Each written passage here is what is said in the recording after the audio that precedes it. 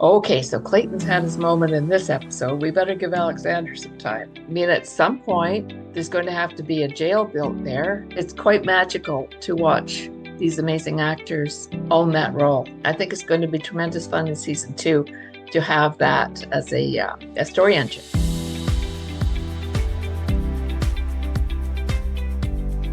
Hi, everyone. Welcome to the Heart in Motion podcast. I'm so excited to welcome Elizabeth Stewart to the podcast. How are you doing?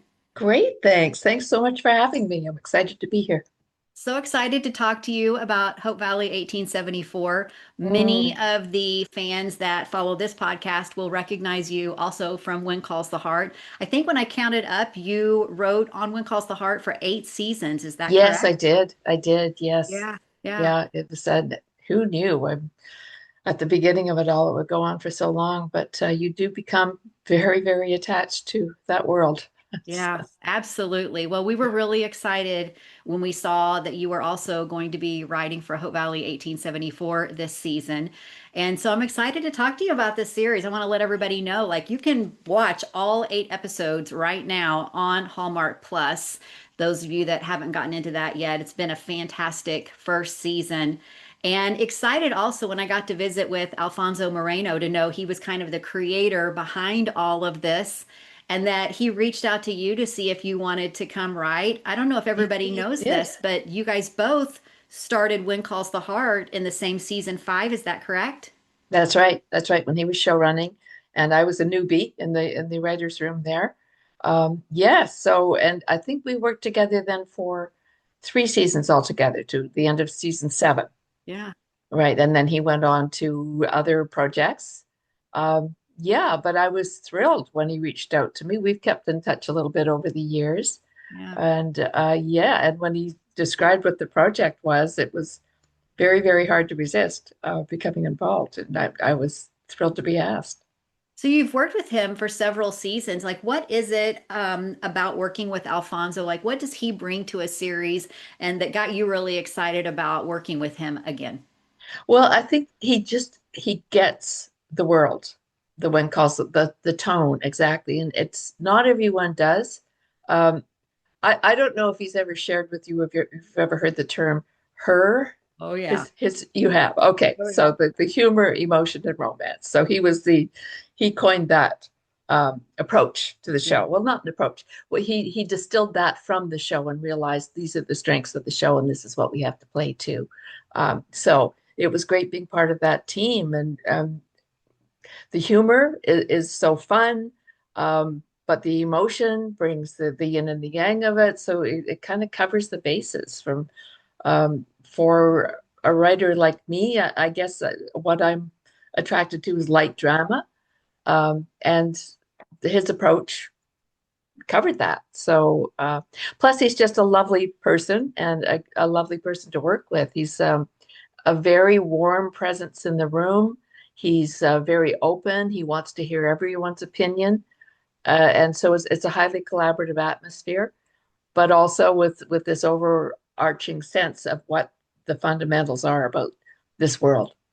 Absolutely. So, having done When Calls the Heart for 8 seasons, and now you've done a season of Hope Valley 1874, what did this new series allow you to do creatively that maybe you weren't able to do with an established show like When Calls the Heart?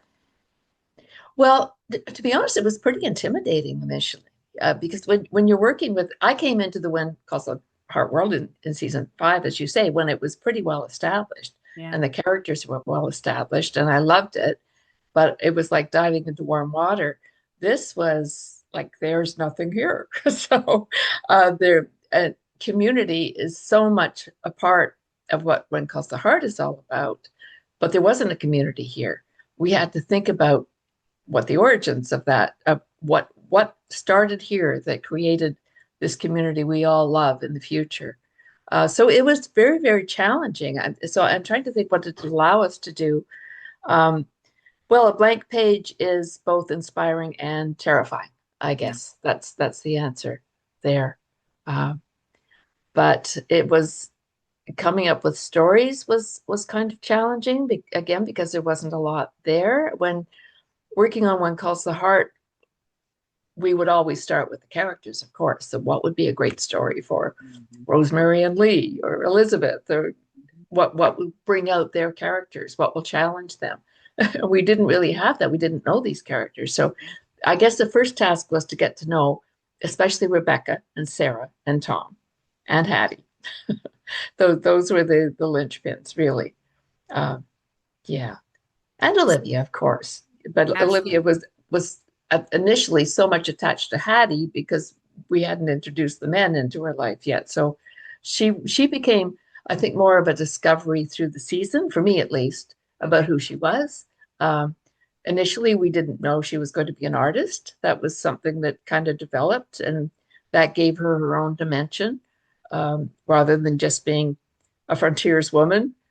And that gave her dreams to experience something outside of this settlement.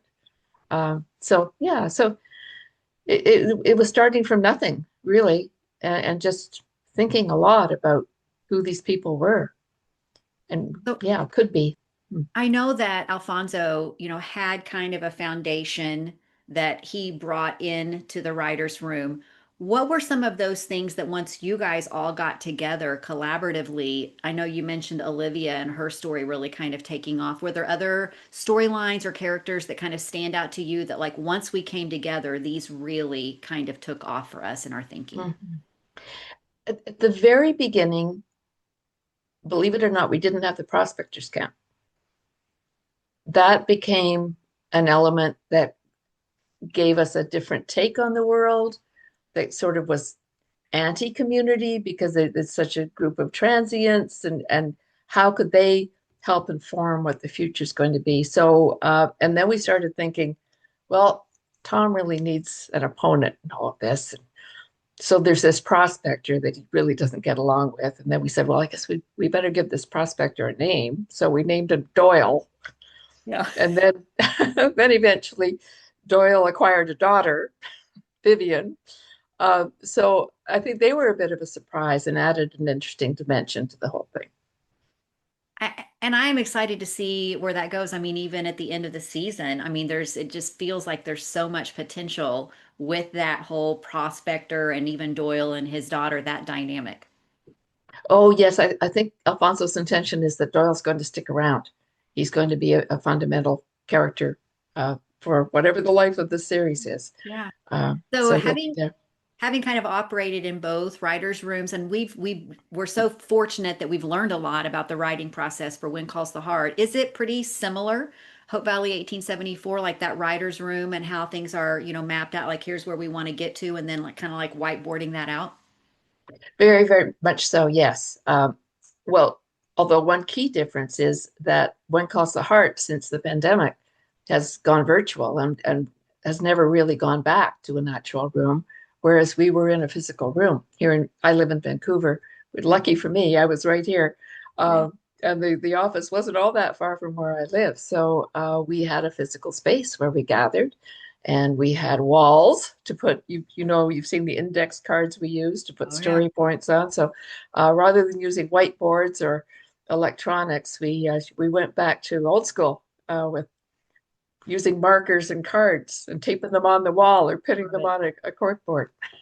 Love it. There's um, got to be something really gratifying about moving that stuff around and kind of mapping it out. Very much so, very much so. I mean, you adapt very quickly to working online, and that works very effectively. But it is just does feel a lot more pliable, uh, especially when you're starting at ground zero and you know there are going to be so many changes as you go along. Uh, Yeah. So, I mean, this is a prequel to a very beloved series with When Calls the Heart. And so, were there conversations about like how do we balance honoring this world that has been created, but still bringing this fresh perspective with 1874? there was a lot of discussion about that. In fact, we had a very clear directive from Hallmark that they wanted it to be distinct. I mean, to have that heart, that core heart of values, but to be quite distinct also. And we wound up being in a harsher world just by the nature of what this is. I mean, there's really nothing here, right? People have to survive by their wits. They're extremely isolated. So if something goes wrong, they have to solve the problem themselves.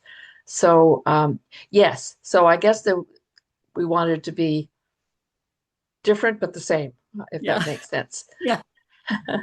But the core value and tone we hope remained the same. That we're better together. That here are a bunch of rugged individualists who are gradually discovering that they're better when they support each other. Yeah, that was fun to see by the time we got to episode 8 that many of them had kind of reached that point of we are feeling like a community now and we are, better together. We have, I would say, in a way, we have more alike than maybe we have different. And it felt that way by the time we got to episode 8. Absolutely. I mean, that's what Rebecca kept trying to say to Tom, that you have more in common with these prospectors than you realize. I mean, these are all people just trying to make a life for themselves and a better life, right? And a life of discovery. So let's do it together rather than oppose each other. But of So course, it being drama, you have to have some conflict going. But yes. absolutely. So looking back now that we've seen season 1, what feels like for you like a big creative win for episode 1, for season 1? Big creative win. Wow. She got that boarding house open. Honestly, even we in the room are going, how is she going to do this? She has no lumber. She Yeah. has no money. Uh, anyway, it was very gratifying to see the amazing work of this art department, of course, too, pulling that together and watching the transformation of it is, I guess, kind of symbolic as you say, the beginnings of a community centered there. And we felt there was some significance to it being the saloon, ultimately, that which is, in many ways, kind of the heart of Hope Valley in the future.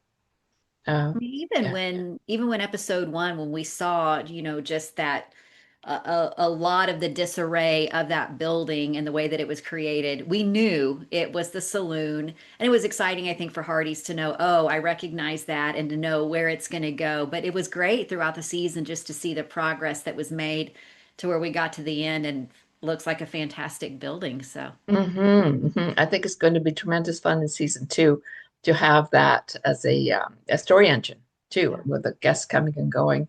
There'll be a lot more stories originating there. Um, and Rebecca's moved into this role now as sort of the mother of the town in a way of the settlement. Uh, yeah. So for you personally, looking back on this season, is there something like if you were to finish this sentence, like, I'm so glad we did this? Is there something that Oh. stands out to you?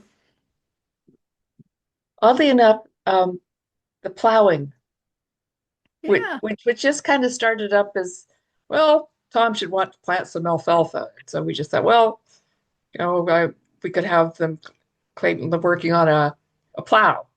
And then somebody else said, well, how about if we construct a story where Rebecca has to get out there and plow? And honestly, I thought, no way, no how, because they were shooting in the middle of Yeah. winter here, right? And it's miserable and cold and raining, and they would have to find a whole field to dig up and make look like a, a farmer's field that was under plowing, but they did it, Yeah.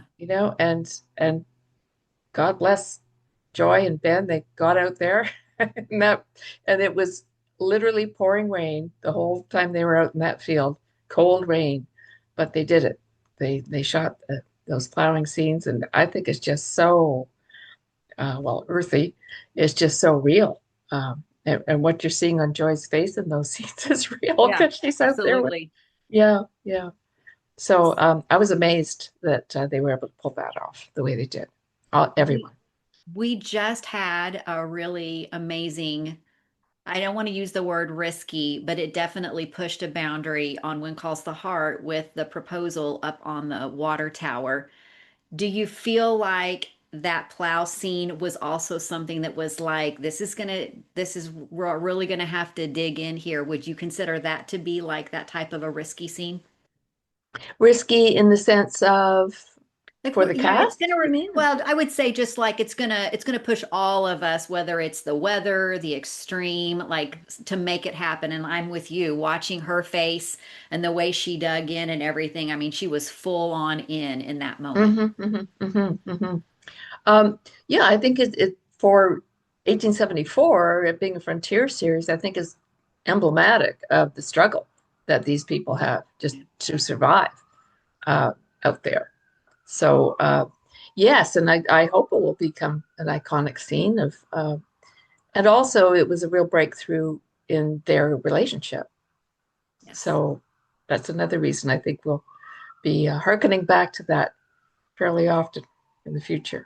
It was definitely exciting for us to kind of see just those benchmark moments where their relationship and that trust continued. Just it was like these pivotal, sometimes intense moments that really forced them to come to a better understanding of each other and grow closer. And that was definitely exciting for us to see. Oh, that's great. That's what we hoped. Yeah.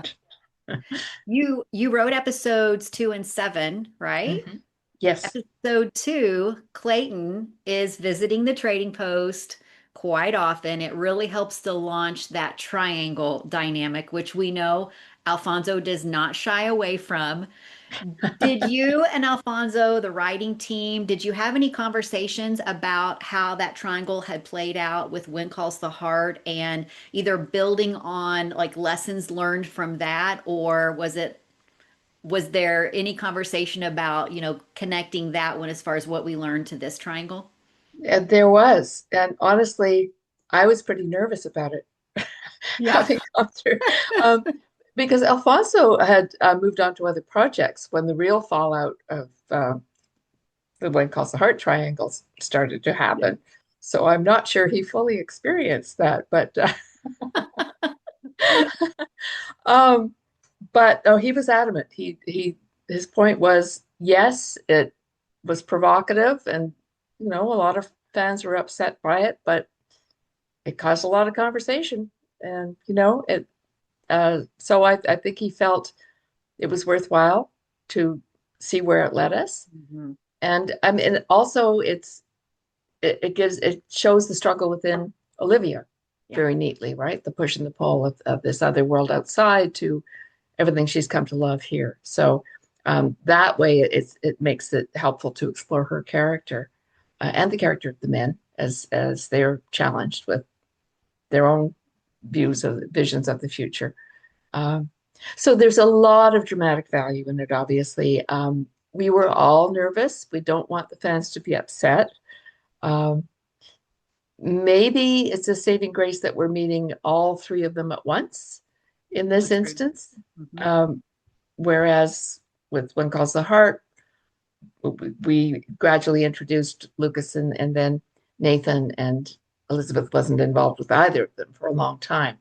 Um, anyway, we'll see what are you hearing? Are you hearing?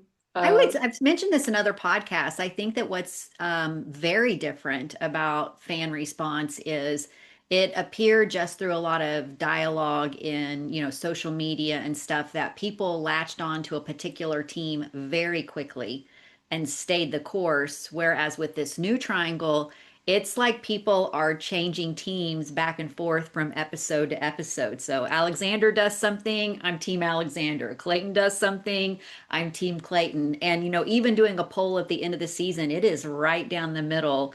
And people have said I'm back and forth. So I think there's still a lot of room for Interesting. where people are going to go. Hmm. Right, right. Well, maybe they don't have to be teams. Maybe it's just watching and deciding who What's who's the best best for couple. Olivia? You bet. Exactly. Right. Yeah. Right. Yeah. Um, yeah.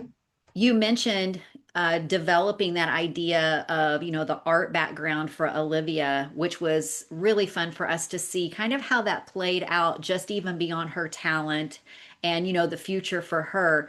It ultimately, her drawings and Alexander asking her to create some drawings for the Mounties, it becomes the thing that exposes Rebecca and Sarah's location. So, what made that the right storytelling device for that big reveal?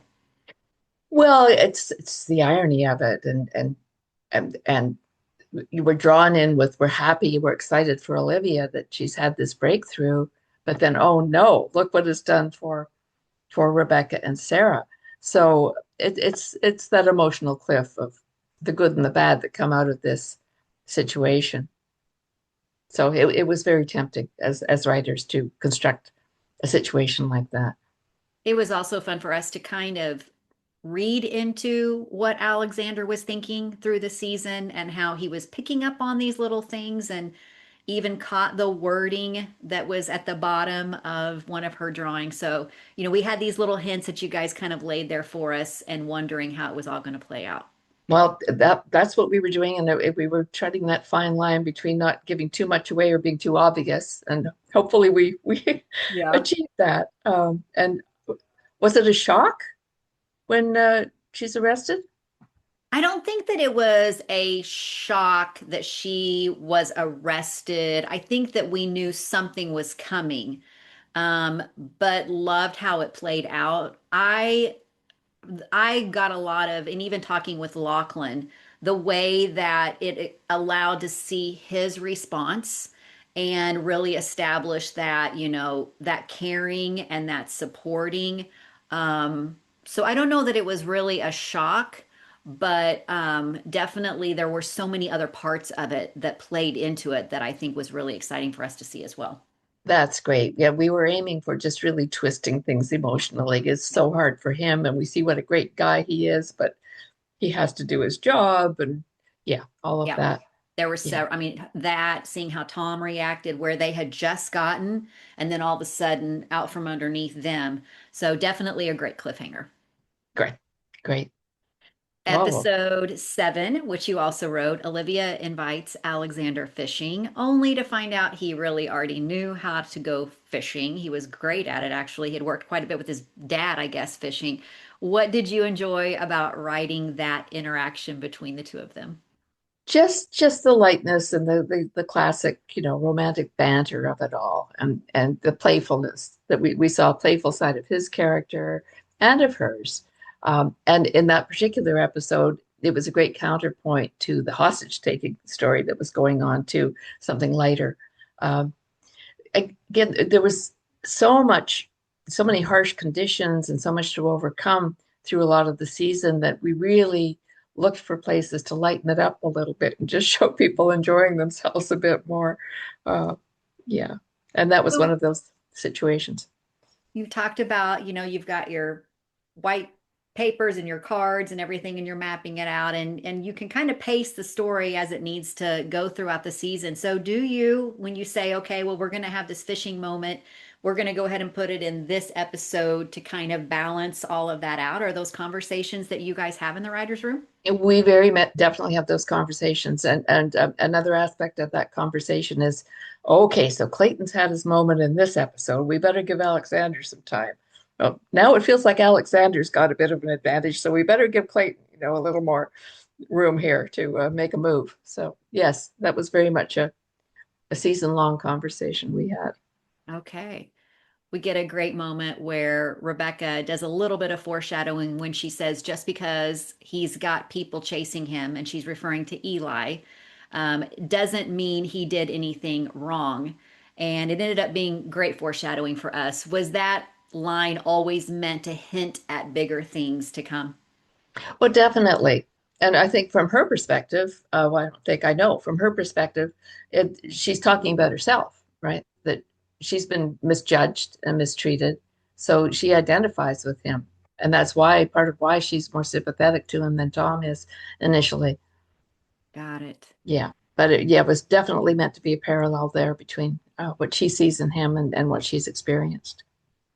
Do you have, and I know this is probably very hard to answer, but having written episodes 2 and 7, do you have a favorite moment when you go back and watch it that Mm. you really enjoyed? Or maybe there was something even that you wonder if fans picked up on that you were really hoping that they would pick up on? Wow. Well, I think I have a favorite scene, Okay. which is probably the fishing hole scene with Hattie and Rebecca, where in episode 6, I believe that is, Okay. where they go to the stream and talk about their pasts, and Yeah. Hattie's helping. Rebecca to come to terms with this loss of her husband, this shared loss that they're Mhm. experiencing. Yeah. And an interesting thing about that scene, Jill Hennessy, what a gift to this Oh, yeah. series. Um, I guess it sparked something in her because she wrote some additional lines for it, sent them to Alfonso. The business about Frank told Olivia there was a mermaid here. She wrote that. She, Wow. yeah, yeah. So she really embraced the character and the moment in that scene. So that's one of my favorites. Ah, That was definitely something that I wanted to ask you because I know from talking with the cast of When Calls the Heart that, being 13 seasons in, they know these characters so well. So I know even with talking um, with the cast and with the writers that there is a lot of collaboration that goes on because the writers really trust the actors to know their characters. Did that happen this early on with Hope Valley 1874, or was it, we're laying the foundation so there wasn't near as much of that? I would say yes. But that is a difference too, that we were writing in a bit of a vacuum initially before these roles were cast. So we saw them in a certain way. And then you see the auditions and you see the different takes on them. And then when the casting actually happens, and what an amazing cast we wound up with, then it's quite magical to watch these amazing actors own that role and bring so much more to it. So we start watching the dailies and we start saying, oh, okay, like Jill Hennessy is very funny. So Yes. let's write more comedy for her. And seeing just the grit and the strength that Joy brings to Rebecca, too. So you do start writing to what they're performing, too. And yeah, I mean, there's literal back and forth. That's Alfonso's job is to uh, connect with the actors and hear out their takes on things, and that very much influences what we write in the room. So you've shared that, you picked up on the comedy with Jill and some of that grit with Rebecca. Are there other unexpected layers that may have evolved with the cast and the way that they connected with their character that you're really excited to explore moving into season two? Well, little Sarah is amazing. Yes, she So is. when we saw the level of emotion and the layers of emotion she was able to convey, then we realized she could handle a lot more. And so we started giving her more. That's amazing. Yeah. Was there any other moments like when like I know you guys deliver the script, you hand it off, and then it's up to the other teams to take it and go with it. Is there something that you were really excited when you saw it in the dailies that, okay, here's what we had on paper, but look what they delivered after we handed it off to them, whether it was the production side of it or maybe even one of the actors? Mm. Um, well, the prospectors camp is Mhm. just it blew me away when I first saw what they were able to do. You may know that we left the location and where one calls the heart has been shot all these years, and went to a local national park to shoot those broad river scenes, and they're just so breathtaking. Stunning. Yeah, and the night scenes in the prospectors camp with the lights, so that far exceeded what I was expecting to see. I love that. Again, the plowing scene, just I just never thought they would dig in and actually do that to that level of literally getting their hands dirty. Uh, yeah, I'm trying to think what else. One of my favorite little sequence of scenes is in episode 4 when Clarence the goat gets out. That was one of Sarah's as well, or with Mila's when I talked with her. That was one of her favorite moments. Oh, that's great. That Yeah. again, it was a moment of lightness, and we'd had so much heaviness. It was just fun to explore to let the kids play Mhm. and Mhm. to see the friendship emerging too, Jenny and Sarah's friendship building. We also had a new character that came in the last couple of episodes. We've got Mr. Maxwell, and Mm, initially it feels like he's a possible suspect with the gold stealing, and then we learn that that is not the case. So, was the intention always for him to kind of represent maybe a larger future story, maybe related to coal? Because we as Hearties are very familiar with coal in Hope Valley. yes, very early on, that was the intention that he would represent that. Um, yes. Mhm. So we got the little Easter eggs of Ned Yost and then the Cole with Mr. Maxwell. Did we miss any others? Those are two big Easter Easter eggs. eggs? I think those are the big ones. Yes. I mean, I'm sure there's some other little moments in there, Little but nods. they don't Yeah. come to mind at the moment. But Yeah. yeah, yeah. So now that season two is happening, what areas of Hope Valley feel richest for you to explore moving forward? Of the settlement Of of the this, location or even the stories? right, right. Well, I think there's a lot more to be heard from Doyle, as I think he's going to become a foundational character. Awesome. I'm interested to see where we go with Rachel and Lars. Love They them. too are, yeah, I love them too. Love them. They were a surprise too, just how warm They are they are as a couple. so And good together. they And really, yeah, really are. yeah.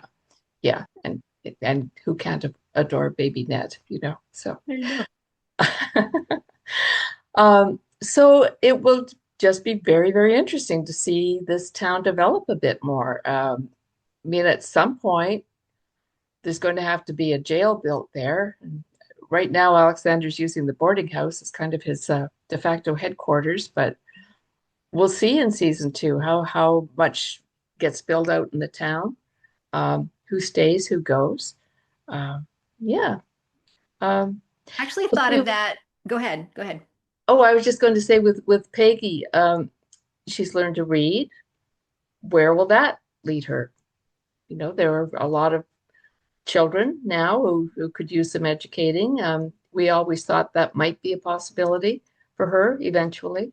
Uh, It is fun for us as, Hearties knowing, okay, by the time we get to the 1910s, there is a school there. We've got that dynamic.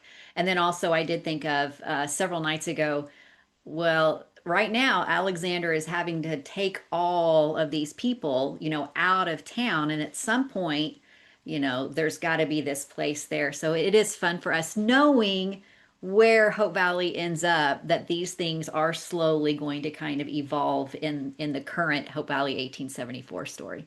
Absolutely. I mean, there are some challenging, just technical things with the storytelling because it takes so long to get a message there. There's no telegraph. Um, I'm sure the writer will be pushing eventually to try to get a telegraph in the settlement too, so that communications aren't quite so far apart.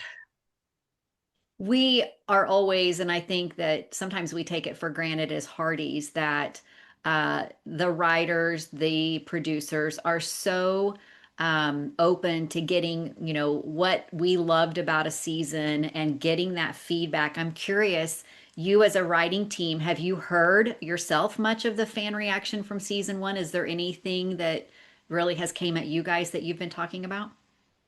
Well, we haven't been back together as a group yet, um, but of course we all watch social media and see Yeah. what the fan reaction is there. Um, one thing that surprised me was how quickly and strongly the fans have gone down to Olivia and the Triangle. Oh, yeah. Uh, so, so that's obviously going to be taking up a lot of room in the next season. I think people are clearly quite interested in that, very taken with Olivia. hmm Yeah, I would agree that where there was a lot of chatter about that triangle. So kudos to you guys for taking that risk because I do think that it has really To paid. Alfonso, he was the Yeah. one who insisted, no, we're doing this. So, Well, it's definitely going to be fun to watch that dynamic. I'm so excited for season two and what's to come. It has been fantastic to talk to you and best to you guys as you all go back to the writer's room soon, maybe. I don't know. soon, And yeah, yeah, it has to be soon. So, yeah, yes, yeah. Um, excited to see where everything goes. Yeah. Well, thanks so much for having me, Stephanie. This has been fun. Absolutely. I want to remind everybody that you can watch Hope Valley 1874 on Hallmark Plus. There's 8 great episodes to check out. And it's hard to believe, but if you haven't seen When Calls the Heart, you've got 13 seasons that you could watch as well over there. So thank you so much for your time. And hopefully Pleasure. we'll hear more about season two soon. Thank you so much. Pleasure. All right. Bye bye.